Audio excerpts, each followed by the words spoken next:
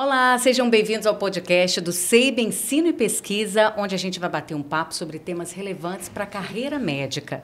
Hoje a gente vai falar sobre a pós-graduação e o futuro da carreira médica. A gente tem a honra de receber aqui 3 coordenadores dos nossos programas de pós-graduação e a gente vai explicar tudo sobre o futuro da carreira médica e a importância, gente, da educação contínua.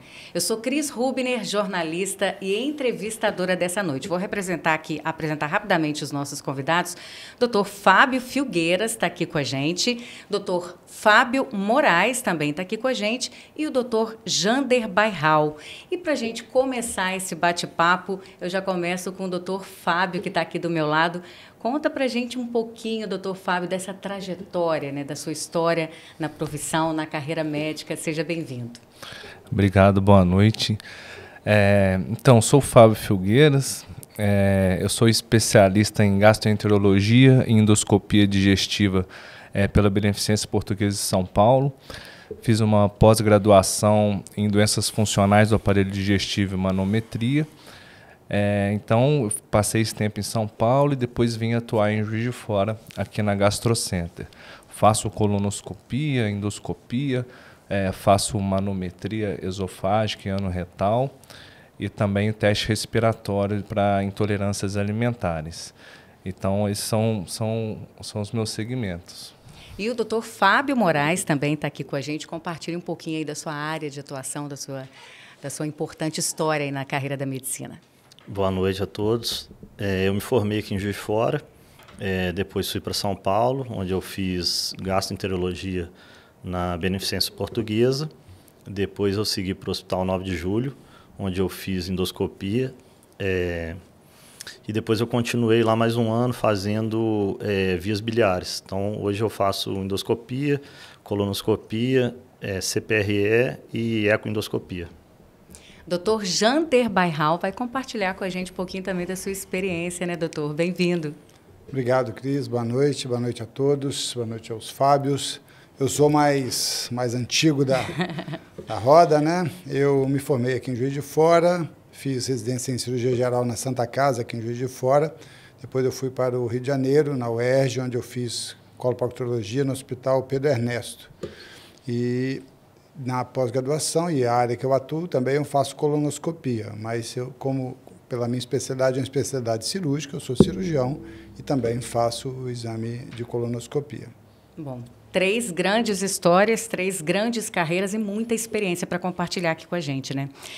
Vamos começar batendo papo, falando um pouquinho sobre as perspectivas, desafios, as oportunidades no setor, na área de cada um de vocês. Eu vou começar com o doutor Fábio, que está aqui do meu lado. Doutor, quais são as maiores oportunidades que a gente pode deixar para a pessoa que está nos assistindo, os desafios que você fez, tanto no setor público quanto também no setor privado, né?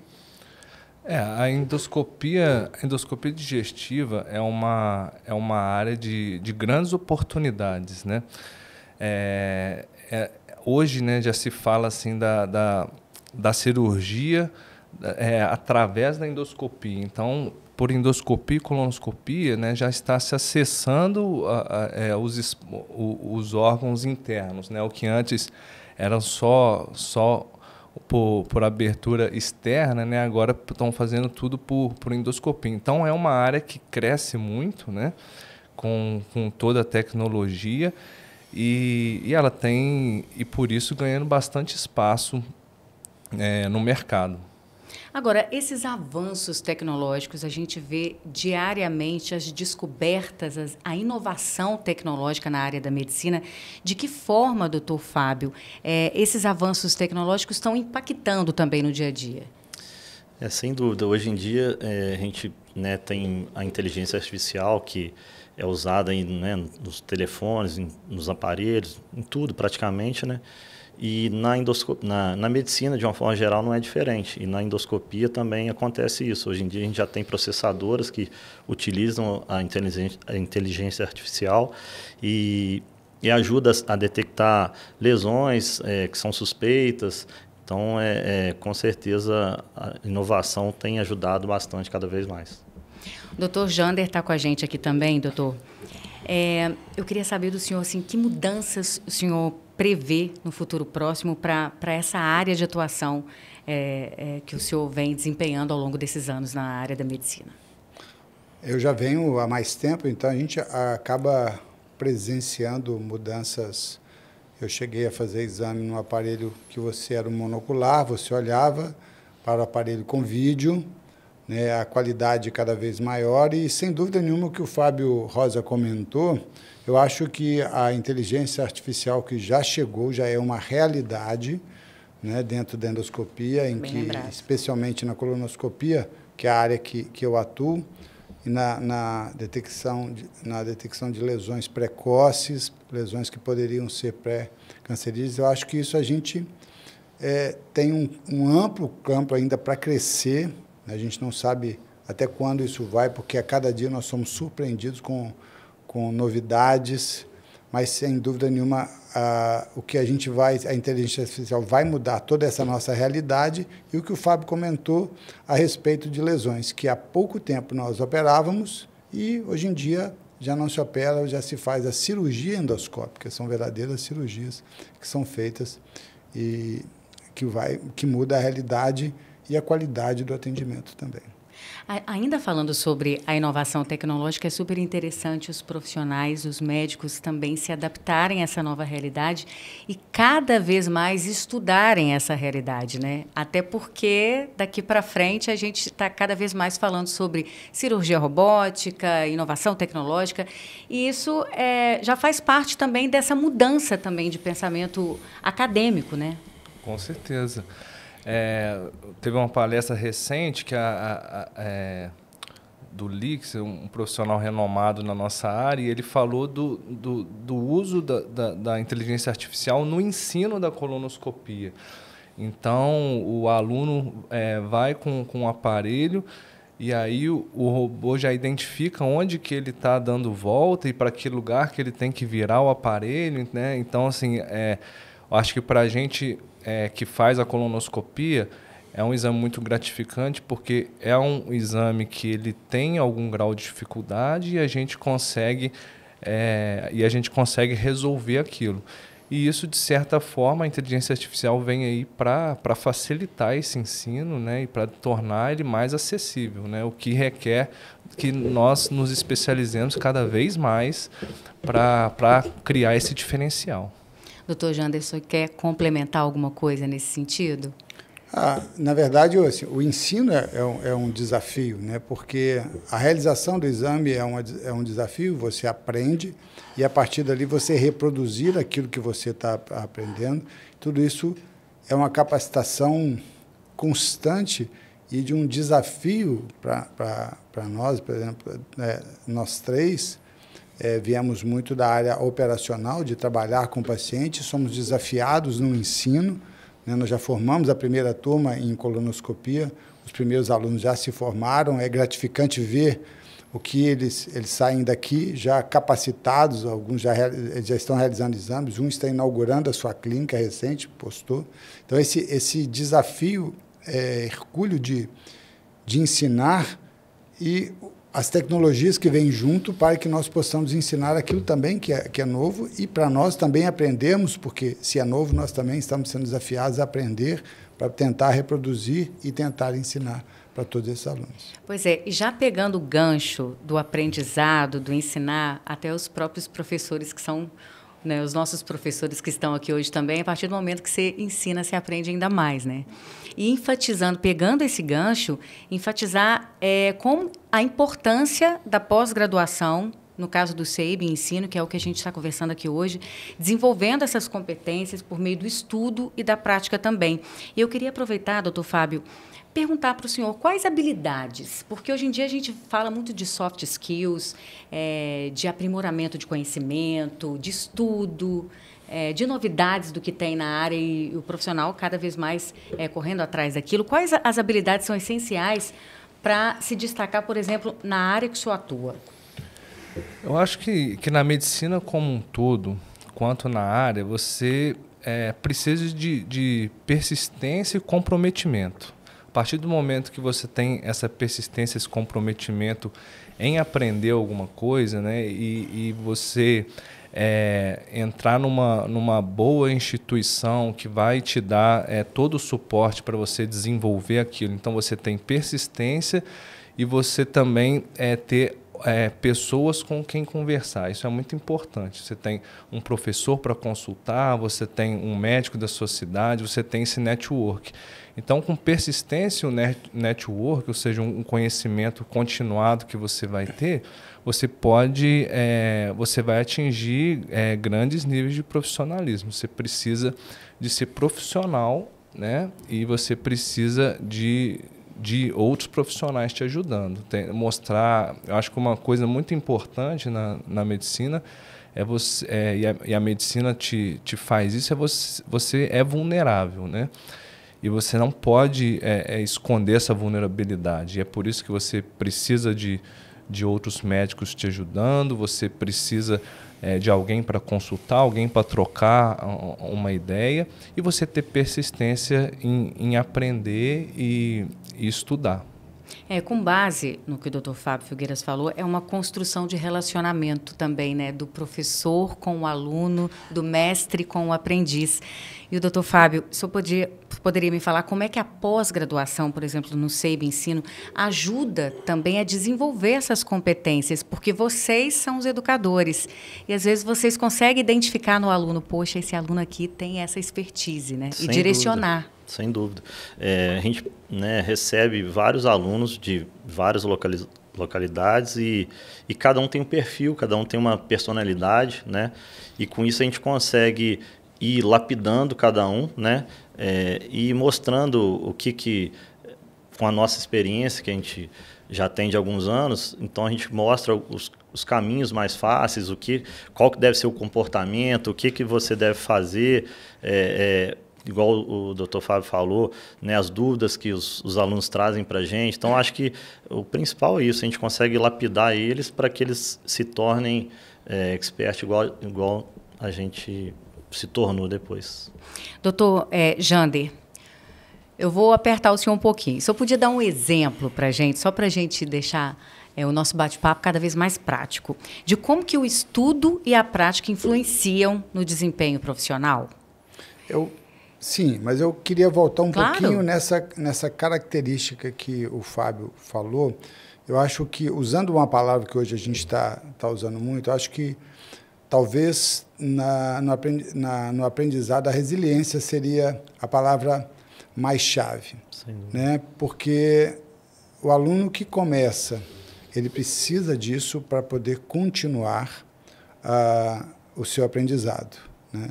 E é claro que essa capacidade de ter um network também, né, de realizar isso, porque a gente precisa disso, ou seja, a timidez excessiva às vezes atrapalha. E quando nós vemos esses alunos que vêm com características diferentes, o nosso trabalhar, muito mais do que a parte técnica, a gente trabalhar também essas características nele, ou tentando estimular essas características nesses alunos. Acho que as coisas caminham junto, né? Ou seja, o estudo e a prática para influenciar, vai ser determinante para esse aluno, né? Ou seja, alguns desses alunos que nós temos, eles saíram completamente de sua área de atuação, ou seja, estão enfrentando um campo completamente novo. Se ele não mergulhar nesse estudo, esse estudo teórico, e aí isso não for aliado a uma prática clínica, ainda mais nós estamos tratando de exames é prática, e esse também é um diferencial da nossa pós-graduação, que é a prática em pessoas, não é em modelos, não são em máquinas, não são em modelos, não são em máquinas, são em pessoas, claro, sob supervisão, sob cuidado, dentro da ética, dentro de tudo que é pressuposto, mas esse aluno, ao ter a bagagem teórica que a pós-graduação também oferece, e junto disso ter uma prática clínica, é o diferencial dele em que ele vai conseguir alçar voos maiores depois que ele terminar a pós-graduação. Uma coisa que você falou dos ensinamentos, que eu me lembro muito bem, um chefe meu de São Paulo, o Dr. Celso Ardengue, uma coisa que ele ensinou para a gente, que eu levo para a vida inteira isso, principalmente a gente faz procedimentos, né? Então a gente está sujeito a ter complicações e ter algumas coisas desse tipo. Ele sempre falava, a gente tem que ter calma e sangue frio, porque você tem que resolver as situações complicadas na hora.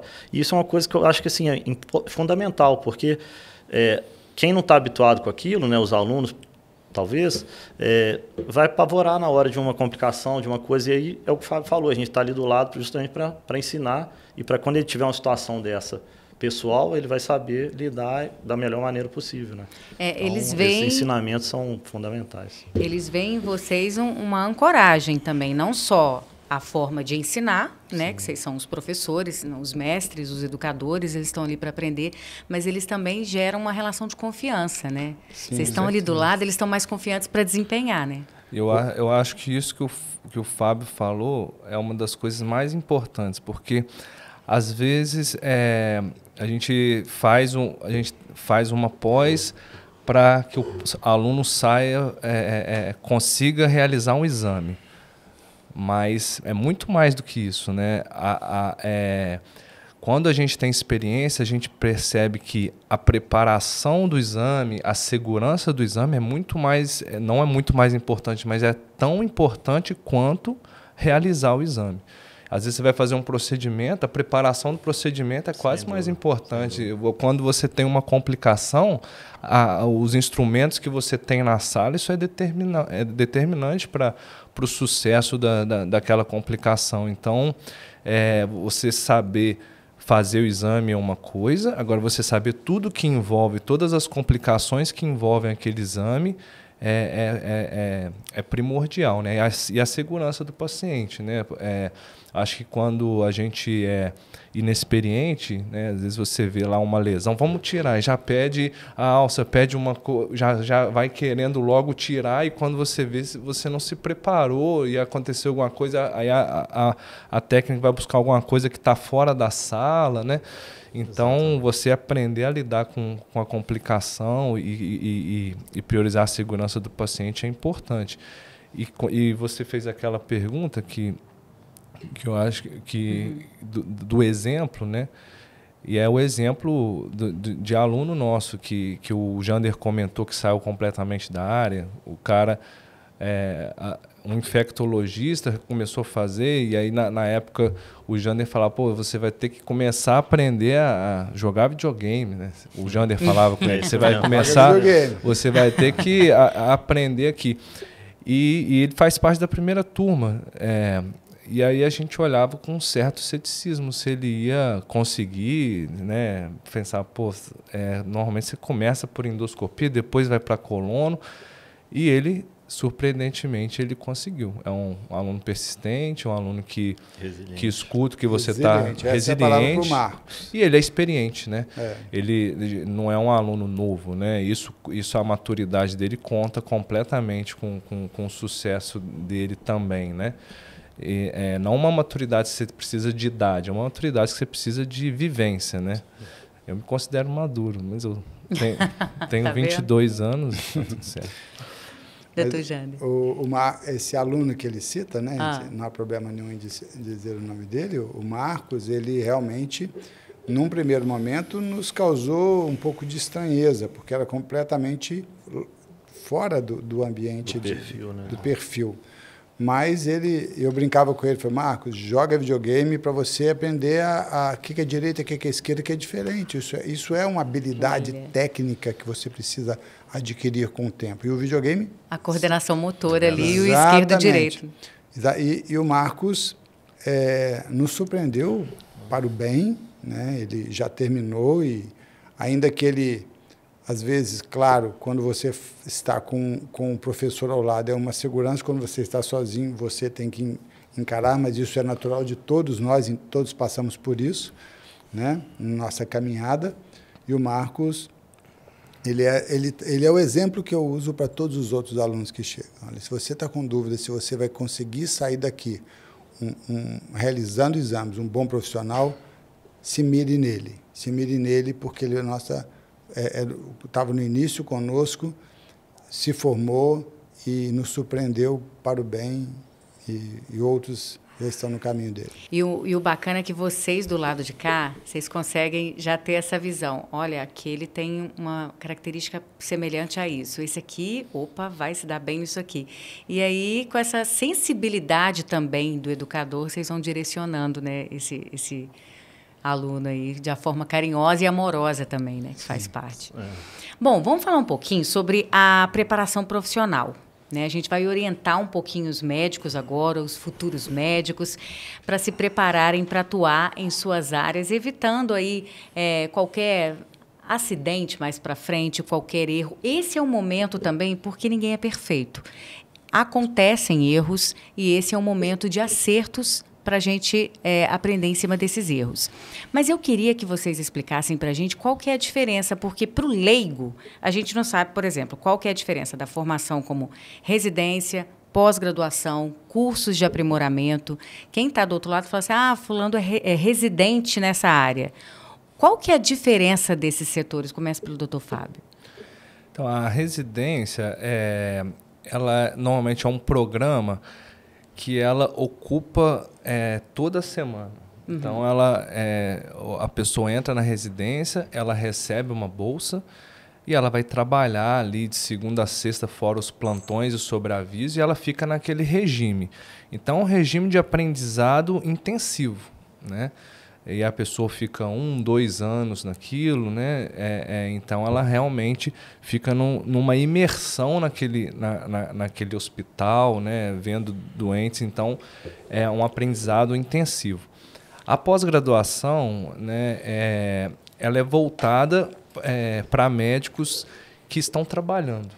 Eles não têm esse tempo para fazer uma imersão completa na profissão. Então, eles estão trabalhando, estão aprendendo na sua vivência diária e eles têm aquela carga horária da pós-graduação, que é uma carga horária reduzida para tentar fazer o ensinamento ali. Então, ele aprende na pós-graduação, só que, ao mesmo tempo, ele é médico. Então, os pacientes continuam chegando.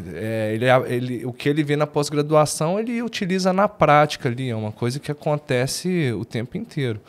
Então, a pós-graduação, ela te auxilia e você continua com a vivência na prática, fazendo isso aí, sendo a pós-graduação com uma carga horária diminuída em relação à residência. Depois da pós-graduação, eles também, obviamente, estão livres para fazer cursos de aprimoramento o tempo inteiro, né, doutor Fábio? Sem dúvida, sem dúvida. Inclusive, tem alguns alunos que, às vezes, até acompanham, né, a gente, né, querem ficar mais tempo, às vezes acompanham a gente em consultório, em exame também, entendeu? Isso aí não impede nada, pelo contrário, só ajuda eles a continuarem esse aprendizado, esse aprimoramento deles.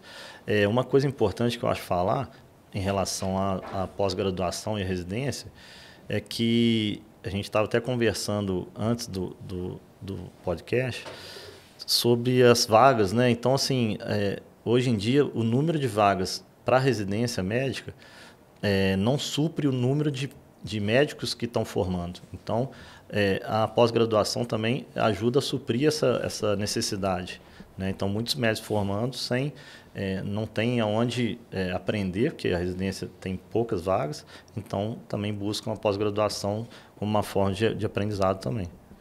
Equilibrar essa balança é importante também, né, doutor Jander? Que conselho o senhor daria para os médicos que desejam aprofundar nas suas respectivas áreas? Existem várias formas. Né? O Fábio citou, né, na sua pergunta, a residência foi criada no hospital da USP, Hospital das Clínicas. Talvez pelo médico quase que morar dentro do hospital, talvez venha o nome de residência. Só que essa era uma realidade. A minha realidade, quando eu me formei, era essa a realidade. Hoje, não só o número que o Fábio citou é uma verdade, o número de vagas em residência é muito aquém do número de formandos, como também a idade em que o médico se forma. Ele consegue fazer uma pós-graduação e continuar e começar já a trabalhar ou estar trabalhando e fazer uma pós-graduação, em que ele consegue se aprimorar. constantemente, com uma facilidade maior. Isso abre inúmeras portas para eles, para todos os tipos, para todas as pós-graduações que existem.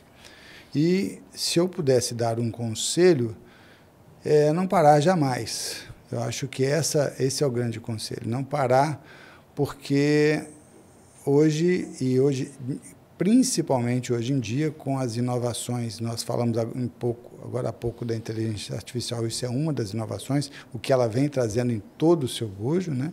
Em todas as áreas do conhecimento, e na medicina não é diferente. Não parar, porque não precisa de muito tempo para ficar defasado. Eu acho que esse é o grande desafio, mas, por outro lado, é uma porta de oportunidades. Toda vez que você tem um desafio, aquilo é uma oportunidade para que você vença esse desafio. E aí, de novo, vou falar de novo a mesma palavra, da resiliência. Você continuar, né, de se especializando. Essa é uma realidade minha de curso. Você falou em curso de aprimoramento. Cirurgicamente, eu acabei de fazer um curso de aprimoramento, né, para poder oferecer mais aos meus pacientes, como cirurgião, e a gente não parar jamais, porque, a não ser quando você for exatamente parar com tudo. Enquanto exercer, e a nossa carreira é uma carreira extremamente longa, né, já ouvi no podcast que a geração atual vai viver 99 anos, os médicos vão trabalhar até os 90, então, porque a gente só para quando morre. E por trás das máquinas, toda essa inovação tecnológica, que é super importante, existem, que é a realidade, existem pessoas. Exatamente. Né? E é onde a gente trabalha os soft skills, onde eles são necessários para lidar com isso. Porque, antes de tudo, nós tratamos de pessoas. Nós estamos falando de inovação, e ela é fundamental, mas são inovações para tratar de pessoas. E são pessoas fragilizadas, né? Que muitas das vezes doentes. Então, assim, não são somente pessoas. A gente tem que saber também lidar com isso, né? E como eu falei dos perfis de cada aluno, também tem os perfis de cada paciente. Então, você saber também lidar esse trato com o paciente, pacientes mais humildes, pacientes que não são tão humildes, de mais conhecimento, outros com menos conhecimento. Então, isso tudo faz parte do nosso dia a dia, e você tem que saber lidar com isso, né? Então, isso eu acho que é muito importante, que a pessoa chega para a gente fragilizada ali, em busca às vezes de um diagnóstico, e às vezes um diagnóstico difícil até da gente dar para ele, né? Que ele não queria escutar aquilo. Então, a gente tem que saber lidar com isso no dia a dia. A gente tem que aprender a lidar com a inteligência artificial, com toda essa inovação, mas assim, a minha esperança em não ser totalmente trocado é a humanidade, né? Você ter a humanidade com o paciente, aquela sempre falada relação médico-paciente, né? Aquilo ainda vale muito, né? E a inteligência artificial vai chegar lá, né? Ela vai conseguir seduzir. Só que ela ainda não vai ter, quando ela tiver o corpo humano, né? Quando for um robô falando, você vai desconfiar ainda, mas quando ela tiver o corpo, ela vai substituir. Mas enquanto ela não substitui, a humanidade, aquela relação que a gente faz com o paciente, a maneira que você conversa, que você saca qual paciente precisa de alguma coisa, a gente ainda vai sobrepujar, estudando a inteligência, a gente vai ser os que operam a máquina, né? É surpreendente, né? Atrás de cada paciente tem uma família, ele é um pai, ele é um filho, ele é uma mãe, né? Então, ou seja, tudo isso está envolvido em tudo isso. Eu acho que parte disso, quando nós lidamos com os alunos também, né? Nós estamos no podcast do Sabin Ensino, quando nós lidamos com os alunos, agora você vai lá dar o diagnóstico. E o Fábio lembrou bem, não é tão fácil você chegar para um paciente e falar assim, olha, você tem algum problema que é cirúrgico, sem entrar em detalhes. E aí cada um encara de uma forma, olha, mas o que é? Pode ser isso, pode ser aquilo? Né? Alguns não falam aquela palavra, e a gente está com esse diagnóstico muitas vezes. Então, todo esse envolvimento, né, faz parte também da pós-graduação, porque é questão da concentração do tempo, mas o restante é o lidar com pessoas. São exames, sim, tecnologia, sim, mas vão lidar com pessoas, com famílias, e você vai dar o diagnóstico para uma família. E aquilo pode, eu já usei essa expressão muitas vezes, que muitas das vezes a gente puxa o tapete da pessoa. A vida dela vira literalmente de cabeça para baixo. Então, todas essas habilidades são também trabalhadas, nós estamos juntos na hora de falar com a família para poder todos nós aprendermos e muitas vezes sofrermos juntos. De que forma não absorver? Ou é inevitável? Vocês absorvem determinadas situações? Porque, assim, é uma situação, o doutor Fábio falou, às vezes a gente tem que ter sangue frio. É claro que a racionalidade ali, ela tem que imperar em determinado momento, porque senão fica tudo muito no emocional, e isso já é complicado, né? A pessoa já está vulnerável e sensível. De que forma não absorver e enxergar na medicina uma possível cura, uma resolução para aquele problema do paciente? É claro que a gente não passa impune de absorver algumas situações do nosso dia a dia, né? Mas acaba que você lidando com aquilo diariamente, você consegue sim criar um mecanismo de não absorver aquilo e de enxergar umas boas opções para o paciente, né? A gente trabalha, então, com a colonoscopia. A colonoscopia ela é muito gratificante, porque o câncer de cólon ele é altamente curável, né? Então, um câncer altamente curável, normalmente, eu já dou a notícia cheio de otimismo. Você tem um câncer, ele é curável, você vai fazer o tratamento e depois você vai esquecer disso. É uma forma... então, já estou vendo lá na frente, né? Por mais que eu sei que você vai ficar a noite sem dormir, eu sei que... Mas não sofra muito para você não gastar esse sofrimento, porque você vai ser curado. Então, é uma forma da gente ver com otimismo. Quando não tem solução, aí você tem que também encarar o otimismo de outra forma. Você vai ter... algum tempo aí bom para você curtir e tal, não sei, mas essa situação é muito delicada. Eu acho que é o que a gente falou, cada um tem uma maneira de lidar com a situação, né? Então, cabe a gente tentar, igual o Fábio falou, mostrar, né, o lado bom, né, o que deve ser feito. O que eu falo com meus pacientes muito é isso, que às vezes você dá o diagnóstico, né? Eu acho que o câncer talvez seja o mais difícil da pessoa absorver aquilo, né?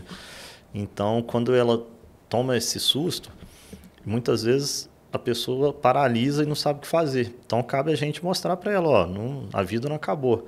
Agora temos que correr atrás de tratar ele. Agora você fez o diagnóstico, agora a gente vai correr atrás de tratar, ver o que tem que fazer. Né? Cirurgia, vai ser por colonoscopia, tem que fazer algum tratamento oncológico, enfim. Tem que mostrar para ele que a vida não parou, né? E esse otimismo que o Fábio citou, eu acho que a gente tem que passar para ele sempre, que tiver essa chance. Eu acho que enquanto tem chance de vida, a gente tem que lutar por ela. E é isso que eu tento passar para os meus pacientes. Dr. Jander, quer complementar alguma coisa? A absorção, você acaba criando uma casca, né? Acho que é inerente para a gente se preservar, né? Porque senão é preservar a sua própria saúde. Mas é impossível também, em determinados casos, um diagnóstico em alguém muito jovem ou uma doença já muito avançada, quando a gente faz um diagnóstico, não levarmos um pouco daquilo conosco e acaba, com isso, vem o desgaste junto, mas a gente acaba criando uma certa barreira para nos preservar, né? Agora, o envolvimento não tem como. Em certas situações, você torna-se amigo da família, né? Por exemplo, aqui, diferente dos dois, que sou cirurgião, em que às vezes eu faço diagnóstico, às vezes eu vou operar o paciente.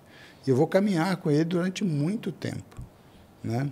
E encarar as complicações de uma grande cirurgia, tudo isso a gente acaba criando, tenta pelo menos, dentro da nossa humanidade, criar uma barreira para poder que aquilo tenha o nosso emocional não atrapalhe o profissional, ao mesmo tempo não ser tão frio para que o nosso também emocional não impacte no emocional do paciente. Se blindar, é um equilíbrio, um eterno equilíbrio. Exatamente. Bom, vamos falar um pouquinho agora, além da questão acadêmica, aspectos importantes para a carreira médica, como imagem pessoal, networking, relacionamento, integridade, trabalho em equipe. Ô palavra, né? Trabalho em equipe. Doutor Fábio, qual que é a importância dessa imagem pessoal, dos relacionamentos profissionais dentro da carreira médica? Olha, a imagem pessoal, né, hoje em dia está cada vez mais valorizada, né, com a rede social. Você tem que trabalhar essa imagem, você tem que... eu não sou um cara que consigo fazer muito isso, mas porque não preciso também ainda, né? Mas vai chegar o tempo que você vai ter que botar a cara cada vez mais, né? Então, assim, você tem que trabalhar a sua imagem, mas eu acho que é muito importante você trabalhar a sua imagem com os seus colegas, né? E isso eu demorei um pouco para aprender. É muito importante você fazer o network com seus colegas, qualquer questão ou paciente que você tá compartilhando, você deve satisfação para o seu colega. A gente ouvia muito na faculdade transferência, transição? não? Transferência de responsabilidade. Era referência e contra-referência. Né? Referência para outro médico e contra-referência, que é a comunicação entre os dois médicos, só que era para o cartinho. Hoje em dia a gente tem um WhatsApp, então você atendeu um paciente, você já manda, atendi o paciente tal, recebi ele aqui, estou mandando ele assim. Então, esse networking com os médicos é muito importante. Para isso que é importante você ter segurança no que você faz, né? Porque se você tiver segurança... Quando você é muito inseguro, às vezes você tem vergonha de chegar para o outro médico, será que eu vou mandar e ele vai achar que eu não sei, ele vai achar que eu sou fraco, alguma coisa assim, gera essa insegurança. Mas quando você vai desenvolvendo ali na sua profissão, você tem segurança de chegar para outros médicos e apresentar o caso, de pedir uma opinião. E aí você, com esse networking, outros médicos vão olhar para você e vão entender que você, primeiro, você dá notícia de um paciente que era dele e chegou para você, e que você é um cara sério que está tentando resolver ali a situação do paciente. Na verdade, a comunicação está presente em todas as profissões e na área médica não é diferente, né? Você falou do WhatsApp, antigamente era cartinha, você já vê que a tecnologia já está aí habitual no WhatsApp, né? Bem mais prático. Doutor Fábio, como é que as redes sociais, a gente vê todo mundo hoje na rede social trabalhando conteúdo de informação, com embasamento, de que forma as redes sociais podem influenciar a carreira de um médico? Eu vejo assim, a rede social, ela te traz a empatia primeiramente, né? Então, se o paciente vê você ali, primeira vez, nunca te viu, não te conhece, então eu acho que você cria uma empatia com ele, né? Ele vai criar com você e aí vai querer saber mais sobre você e vai, talvez, né, numa consulta com você. Então, eu acho que é importante, né, você ter isso daí para ter primeiro contato com o paciente. Conexão, né? Exatamente. E aí depois, é o que o Fábio falou, mais importante, sim, é lógico, você vai gravar conteúdos ali, até para tirar dúvidas, né? Muitos pacientes têm muitas dúvidas que às vezes não conseguem numa consulta, às vezes numa gravação você consegue já tirar várias dúvidas, mas depois vai acabar tendo que ir numa consulta com você para saber qual que é o problema de cada um. Mas eu acho que a rede social é isso, é um primeiro contato ali, uma empatia que ele vai criar com você e depois a questão do reconhecimento que você vai criar, aí é o que o Fábio falou, vai muito do que você construiu durante os anos de profissão, com seus colegas de profissão, com seus pacientes, né? Eu acho que hoje em dia ainda é muito importante esse contato que cada paciente passa para outro, né? Esse contato boca a boca aí que a gente fala, que vai trazer os pacientes para você. Eu acho que isso é o mais importante. Muito importante. Né? Ainda é muito importante o boca a boca. A experiência ninguém tira de ninguém, né, doutor Jander? Quais soft skills, quais habilidades que o senhor acha que um bom médico precisa ter para se aprimorar, para evoluir dentro da sua profissão? Olha, é uma carreira extremamente complexa, né? Eu acho assim, ninguém é perfeito, ninguém vai ter todas as habilidades necessárias. Mas, sem dúvida nenhuma, a persistência em se manter atualizado é uma que para ele evoluir dentro da medicina, ele precisa se manter atualizado, então ele precisa estar sempre buscando alguém que gosta de desafios, porque em determinada idade em que você talvez se veja mais para o fim do que para o início, e ainda assim você parar e ter que sair da sua zona de conforto e se aprimorar, eu acho que isso sem dúvida. Então, eu acho que uma das habilidades, se é que pode ser chamado assim de habilidade, mas uma da característica assim, é gostar de desafios, né? Essa persistência em continuar, né? O que a gente vê hoje, tanto pessoas largando tudo e desistindo, né? Esse bom relacionamento, você precisa de um bom relacionamento com os familiares, você precisa de um bom relacionamento com o seu paciente, você precisa de um bom relacionamento com os seus funcionários, você precisa de um bom relacionamento com os seus colegas. Então, isso também é um desafio, né? Existem pessoas muito introspectivas que vão ter dificuldades. Eu acho que não é bem talvez não seja uma habilidade, mas são características daquele que quer continuar e quer continuar crescendo. Nós vamos recebendo todas, o Fábio citou o documento do papel, ele ainda coexiste com as mensagens, com o WhatsApp, né, com as chamadas de vídeo, né, que você hoje, as pessoas, com as fotos que a gente, né, que as pessoas mandam imagens para você. Então, tudo isso são coisas, saber lidar com todas essas tecnologias sem que ela atrapalhe o essencial, que é a relação com o paciente. Mas elas são necessárias e o saber lidar com isso também é uma habilidade. Você precisa, como alguém dizia um tempo atrás, eu não gosto de computador, e a gente pensa, quem precisa gostar? Você não tem que gostar, você tem que usar. E isso só se mostrou uma realidade hoje, porque sem ele, tudo, você não faz absolutamente nada na sua vida. Tudo é computadorizado, tudo é... E hoje, com as redes sociais, eu não gosto de rede social. Tudo bem, eu não sou um apaixonado, mas eu também não posso ficar completamente fora delas. Elas fazem parte do crescimento, elas vão fazer... Eu acho que elas ainda... Isso é um pensamento pessoal, vão achar o seu lugar, mas elas estão aí. É uma realidade, não se iluda achando que não, isso é uma moda que vai passar, porque já foi uma, já foi outra, né? Já tivemos o Orkut, já tivemos o boom do Facebook no Brasil, e hoje o Brasil é o Instagram que predomina, mas não é a realidade mundial, e em alguns lugares o Facebook ainda é muito forte. E a gente, até isso você precisa aprender. Se você fazia parte de uma comunidade do Orkut, hoje você precisa estar ligado ao Instagram para poder até mostrar um pouco daquilo que você faz. Ainda que as nossas relações pessoais e as nossas relações com os nossos pacientes, quando você faz uma ficha, quem te indicou? Isso é fundamental. Cada dia mais a gente vê. Eu vi no Instagram, eu dei uma googada, eu fui no Google para poder procurar o médico, mas ainda assim, aquele que vem indicado por outro, primeiro que nos traz satisfação pessoal, e segundo que é uma forma de saber que você está no caminho certo. Não, isso que o Fábio falou, eu acho que é crucial, que é o primeiro impacto, porque eu já me vi procurando um médico e falou, mas cadê a foto desse médico aqui? Eu quero ver a cara dele. E você quer ver mesmo. Hoje em dia todo mundo tem a cara lá e você quer ver a cara, quem que é a pessoa. Às vezes a pessoa falando num vídeo te traz empatia e você vai querer consultar com aquele médico por causa dessa primeira impressão. Primeira impressão é que fica, né?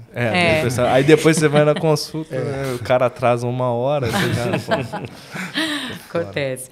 Bom, vamos falar um pouquinho, porque vocês são os cuidadores.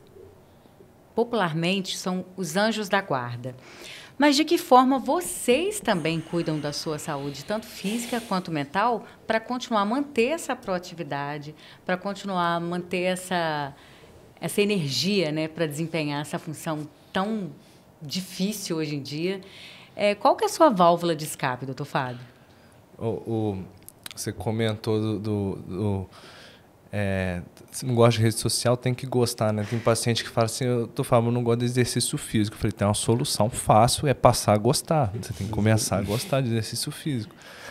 Então, acho que o exercício físico, ele é crucial, acho que para todas as profissões. Eu não gosto de supervalorizar a medicina, não. Acho que todas têm a sua importância e você precisa de exercício físico na sua vida. A gente vê uns mecanismos tão complexos acontecendo no corpo humano, né? A microbiota intestinal produz hormônio, produz um monte de coisa e aquilo pode gerar um desequilíbrio. Mas também tem uma cascata muito intensa acontecendo quando você faz exercício físico. Isso libera um monte de hormônio, isso libera um monte de substâncias que promovem a saúde. E aí você precisa de exercício físico para você manter a mente boa, para você se manter ativo, né? Você precisa se manter ativo. Eu acho que uma das grandes fontes para mim de inspiração são livros, né? Hoje em dia eu escuto mais do que leio, mas são grandes inspirações para você se manter ativo, ter novas ideias, para você conseguir ter atitude, né? Às vezes é um cara meio sem atitude e aí você lê um negócio, ó, você tem que ter ação, tem que ter atitude, aí você começa a mudar o seu mindset ali. Acho que para mim é isso. Doutor Fábio. Eu também sou adepto do esporte físico, eu gosto muito de futevôlei, hoje em dia eu jogo. Então, assim, eu acho que o esporte, sem dúvida, é a forma mais saudável da gente buscar esse equilíbrio que você falou, né?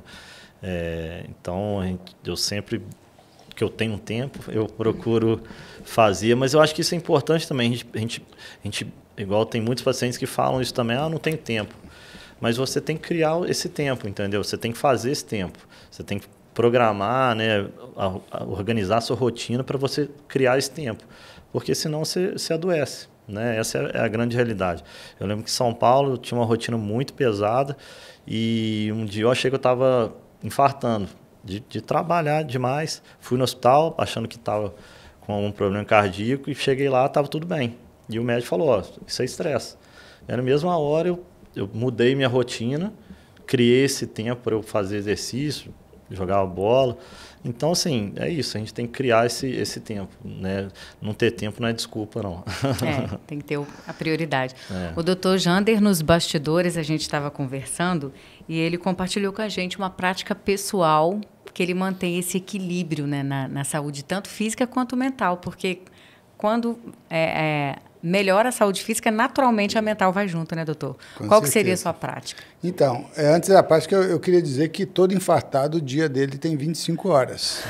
Porque antes ele nunca fazia nada. Quando ele infarta, ele volta a fazer. E eu costumo fazer. Então, ou o dia dele mudou, ou mudou a hora. Então, tem o dia, eu ouvi isso e realmente eu gostei.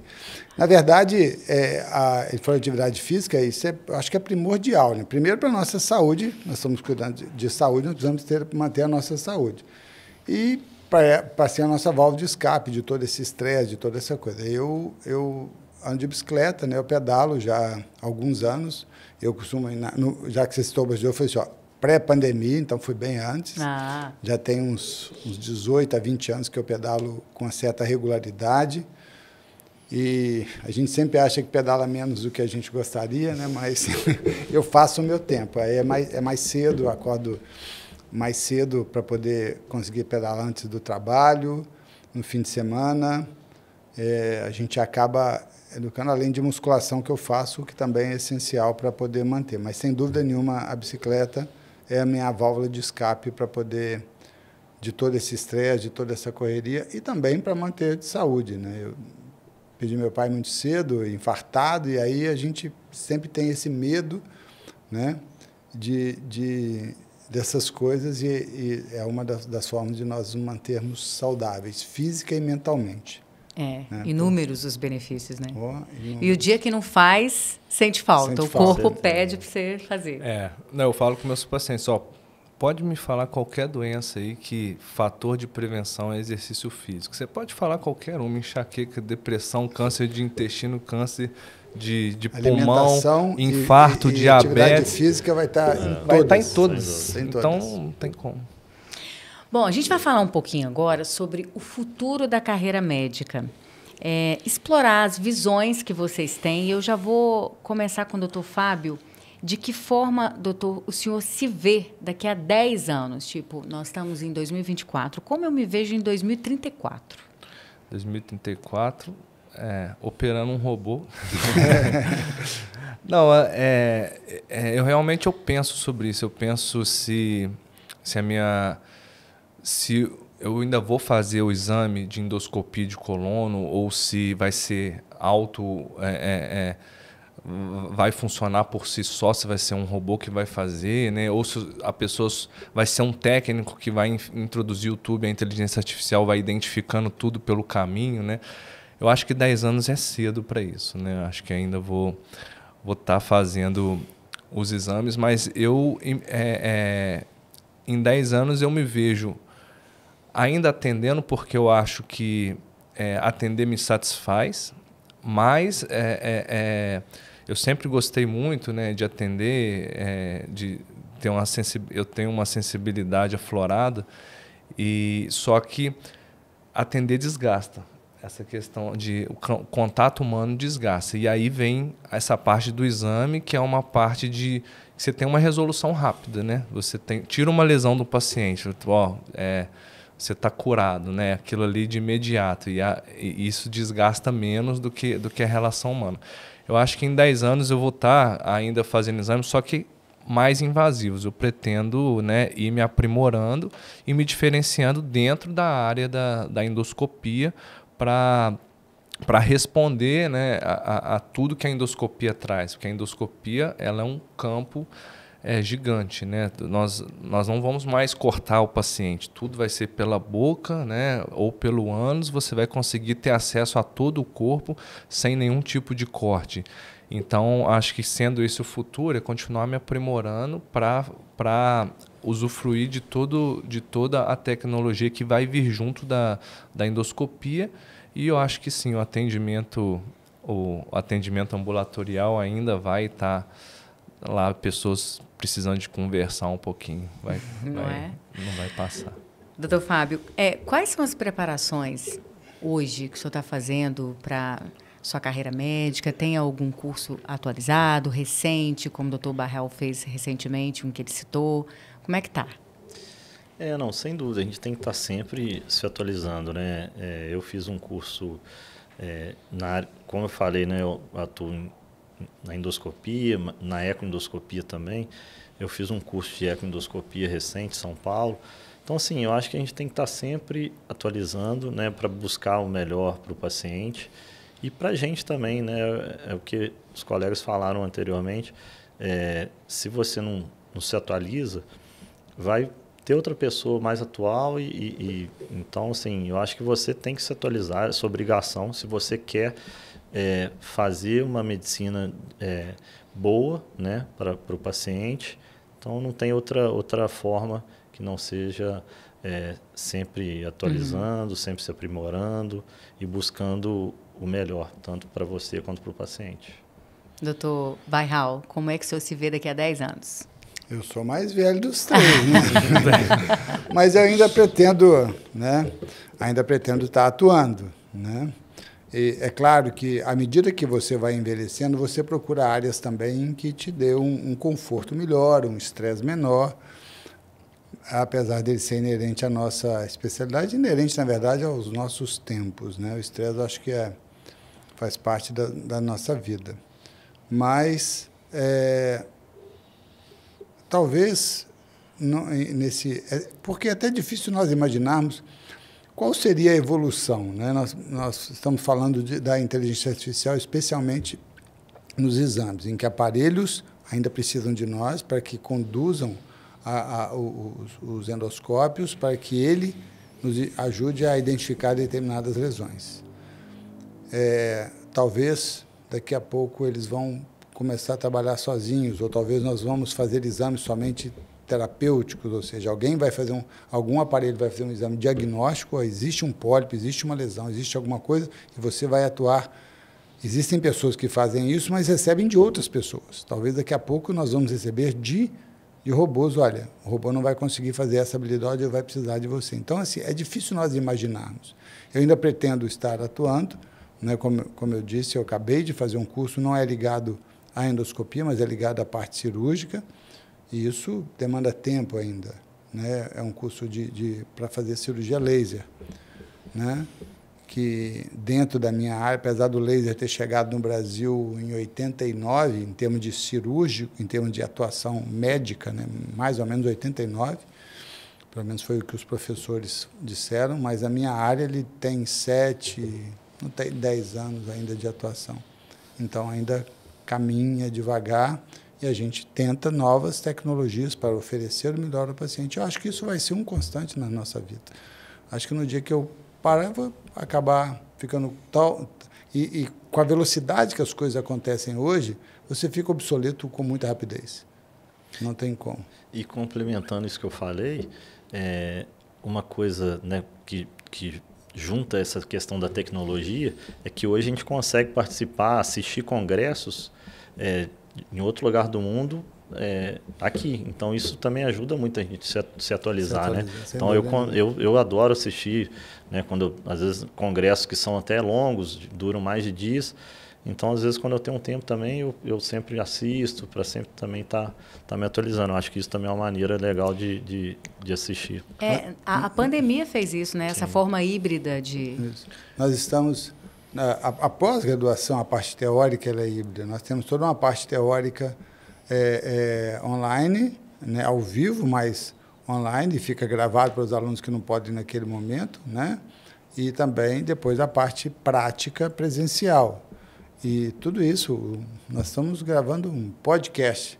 Hoje é uma das formas também de nós nos aprimorarmos, ouvir novas ideias, ouvir para onde caminham as coisas, para onde a medicina está caminhando.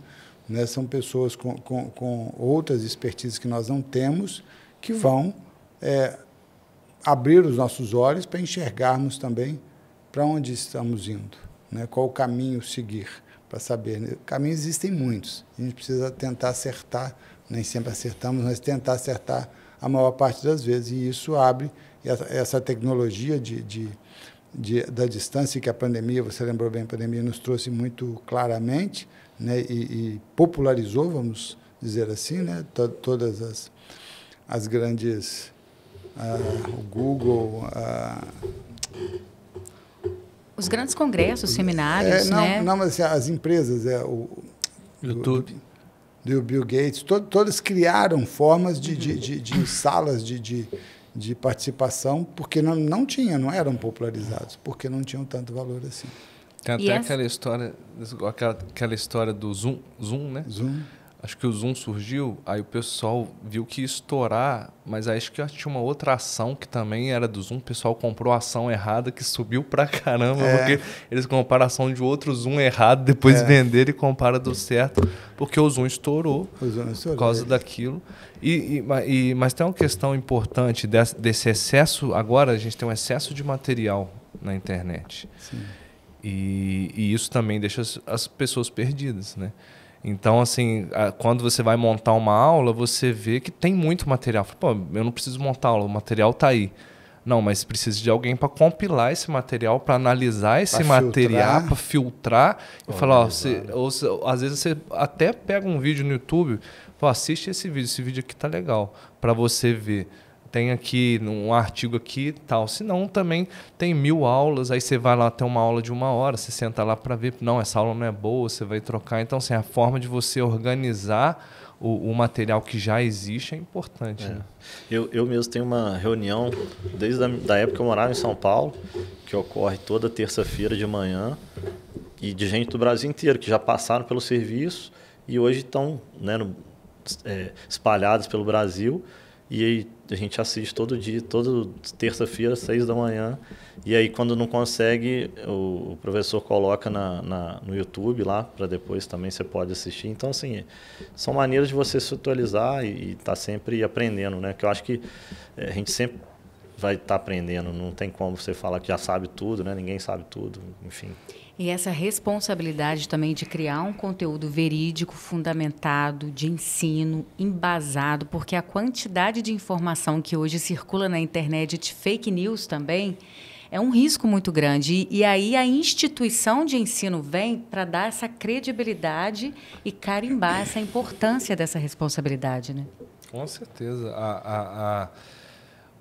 isso que eu falei de filtrar o que já tem de bom, porque ainda que tem falando o que não é verdade, né? O que tem as fake news simplificando uma informação. Acho que a fake news ela simplifica uma informação, né, que é totalmente complexa, né? Tem uma, por exemplo, com o omeprazol dá câncer, né? Isso aí foi um artigo que um cara fez, ele fez uma relação dos pacientes que tomam mais omeprazol, eles têm mais câncer de estômago.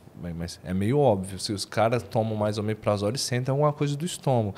Se você pegar as pessoas que tomam mais remédio de pressão morrem mais de AVC. Tá, então tira o remédio de pressão de todo mundo. Então você tem que saber filtrar esse tipo de artigo para falar assim, esse cara ele fez uma relação entre o remédio e um desfecho, mas não é uma situação de causa e efeito, né?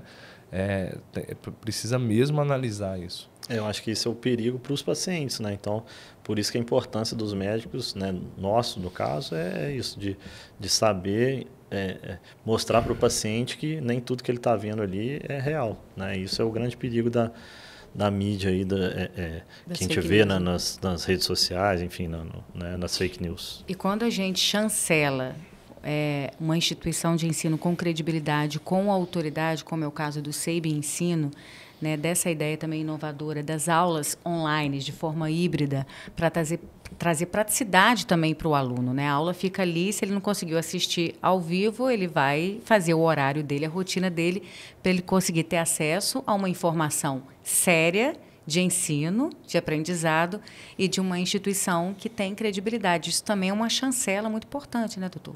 Sim.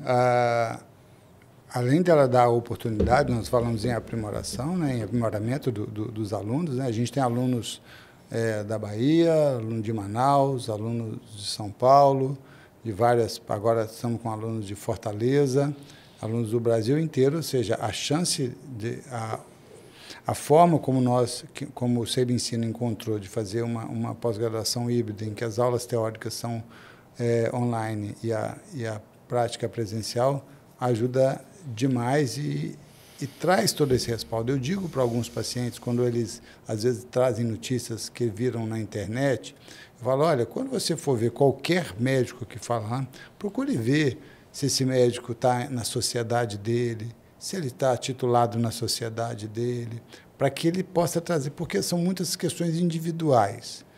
E aí eu vou usar aquilo para ganhar mais seguidores, eu vou ganhar a exceção, o milagre para eu ter mais seguidores e crescer ali. Mas quando você tem toda uma instituição atrás, uma titulação toda atrás, e o que vem junto com a instituição, isso dá uma chancela maior, isso dá um respaldo muito maior, de uma credibilidade que precisa nessas informações, porque informações erradas vão levar a diagnósticos errados, a tratamentos errados, e a erros, e pacientes chegam já com erros por causa disso. Então, quando você tem toda uma chancela como você bem lembrou, de uma instituição por trás, da credibilidade, e a confiança do paciente é muito maior. Ainda acho que os alunos poderiam aproveitar mais. Acho que eles ainda poderiam... O aluno que... É porque, assim, eles trabalham, né? E aí eles estão no dia a dia deles. Então, mas nós fazemos as aulas e ao vivo, né? Estamos lá e depois podem perguntar na prática, né? Então, eu sinto, às vezes, que aquele aluno que realmente tiver um tempo para se dedicar, ele pode aproveitar muito. Ele pode aproveitar muito esse contato, porque tem o mentoring, que aí fica por conta lá para assessorá-los. Então, assim, é uma coisa que eu não tive, assim, depois que você sai, você tem um mentor lá para te acompanhar, alguém para falar, pô, pega na minha mão e me mostra isso daqui, né? A gente não tinham chefes tão acessíveis assim, mas eu acho que isso é um diferencial. O Fábio citou um diferencial muito grande da pós-graduação, do SEIB Ensino, que também é esse mentoring. Nós ficamos com o WhatsApp online, ou seja, os alunos estão fora daqui e fala, olha, eu estou com essa dificuldade, eu tive essa indicação de exame, identifiquei, eu recebo muito dos alunos assim, olha, como que eu descrevo essa lesão? Essa semana, o aluno que tem um movimento maior me mandou, olha, o paciente, eu vou fazer uma colonoscopia, ele tem essa e essa e essa característica, como que eu descrevo isso? Então, isso que nos dá, da insegurança dele lá, ele estava lá, uma médica pressionando para que ele fizesse um exame, e ele estava na dúvida se ele faria ou não, ele falou comigo, falei assim, olha, deixa eu entender o caso inteiro, e aí a gente discutiu, trocou mensagem, eu falei, não, Rodrigo, faça o exame, eu acho que não há problema dentro daquilo que você está preocupado. Então, dentro dessas características, esse método é um outro diferencial da nossa pós-graduação. Os alunos já terminaram, mas mesmo que já terminaram, continuam ainda tendo acesso aos coordenadores para que eles possam orientar em determinadas situações. A gente também faz isso por amizade, né? Porque a gente convive com os alunos. Então, fala, ó, tem um problema, me manda mensagem, né? Você é o coordenador oficial, mas a gente deixa sempre aberto para eles mandarem, para a gente trocar ideia, porque se a gente está na parte acadêmica, é uma opção nossa. Falar que é por dinheiro, não, né? Eu acho que a gente tem opções, né? A gente porque realmente a gente tem prazer em formar os alunos, em ver a evolução deles e, com certeza, ajudar numa situação futura, porque a gente já esteve no lugar deles, né? E a gente tem uma empatia forte com essa situação de insegurança. Sim. Então, os alunos do curso de colonoscopia que vieram até nós solicitando, perguntando se a gente não poderia criar um curso de endoscopia também, que eles sentiam essa necessidade, queriam aprender. Então, é o que o Fábio falou, dessa amizade que a gente cria, né, com eles, e essa vontade de ajudá-los, né, que a gente resolveu montar esse curso de endoscopia e a gente está... né, tá tirando do papel agora e vamos começar o curso. Esse é mais um dos desafios, tá vendo? O próprio aluno te desafia Exatamente. a sair da sua zona de conforto, né? Ou seja, porque eu vou criar toda uma demanda, é montagem de um programa, é montagem de uma série de coisas. Só depois que você está lá dentro, que você entende o quanto aquilo amplia. Mas, por outro lado, isso nos cria também a necessidade de estar muito mais atualizado, porque as perguntas são muito maiores. Antes eu fazia meu exame, eu tinha que responder para quem? Para mim. Né? E para o paciente depois eu tenho... Ali não, no exato momento, né? Que eu preciso estar sabendo e discutindo e tudo. Isso nos tira da zona de conforto. Esse é também um grande desafio da pós-graduação. E essa demanda da endoscopia, é engraçado que os alunos já fazem endoscopia, mas eles viram como é um diferencial de você ter um suporte, né, de você realmente falar, pô, que lesão que é essa? Isso aqui eu descrevo, não descrevo? Como é que eu faço para descrever isso no laudo? Porque o laudo é a sua porta de entrada para outro médico, né? Ele vai ler o seu laudo e vai entender o que você está descrevendo, o que você recomenda nesse caso. Então, assim, essa demanda deles de estarem no próprio serviço, mesmo, né? de estarem no próprio serviço, mas ali inseguros realmente, e aí eles viram essa porta que a gente poderia realmente ajudar e claro, né, eles também têm essa mentalidade de crescimento, né, que a gente tem, eles têm muito, né, isso é bacana de ver.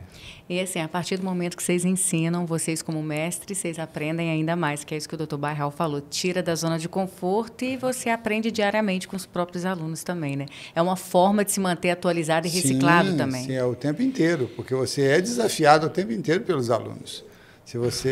Como você é desafiado, você precisa corresponder àquele desafio. Então, ensinar é um aprender constante. É o momento que você mais aprende. Exatamente. Bom, foi um prazer, viu, conversar com os nossos convidados sobre a pós-graduação e o futuro da carreira médica. acho que por nós aqui a gente, né, continuaria por umas boas horas, porque assunto e conteúdo não faltam, né, doutor? Com certeza. Olha, eu agradeço muito a presença do doutor Fábio Filgueiras aqui com a gente, doutor Fábio Moraes, doutor Jander Bairral, pelas valiosas contribuições, por terem compartilhado a experiência de vocês nas suas respectivas áreas. E a gente espera que esse bate-papo também flua em outras oportunidades, que a gente venha com mais episódios também para todos os interessados aí sobre o assunto. Obrigado, eu que agradeço a oportunidade aí e queria convidar aí os interessados, os alunos que gostaram para vir conhecer o nosso curso. Não, agradecer também a oportunidade. Eu acho que tem uma coisa, quando a gente vai aprender, que a gente olha, primeiro a gente olha, é uma instituição, mas tem sempre um professor, né? Tem sempre o professor, se ele tem a vontade de ensinar, né? Então, isso aqui, nós somos professores porque nós queremos, né? Às vezes você vê, um professor que ele não tem aquele talento de ser professor, então, assim, ele é super graduado, mas ele não consegue atingir os alunos, e a gente faz isso por prazer. Então, assim, aqui na nossa instituição vai ser um prazer trocar ideia com vocês, e a gente está aberto para isso. Então, eu queria agradecer a você na mediação e a todos que vão nos ouvir, aos Fábios, os nossos amigos, né, e parceiros também na pós-graduação. E a você que está interessado na pós-graduação, converse com os nossos ex-alunos. Eu acho que eles são a nossa maior forma de propaganda, de você poder ver como a instituição funciona, de como você pode agregar valor à sua profissão, à sua carreira médica e abrir novos campos de trabalho e simplesmente abrir realmente a sua mente para novos aprendizados. Bom, nós esperamos que este episódio tenha despertado insights valiosos para você, ouvinte, que está nos acompanhando. E fiquem atentos, porque a gente vai vir com mais episódios e com outros convidados especiais também, tanto quanto os nossos mestres que estão aqui. Uma ótima noite e até a próxima.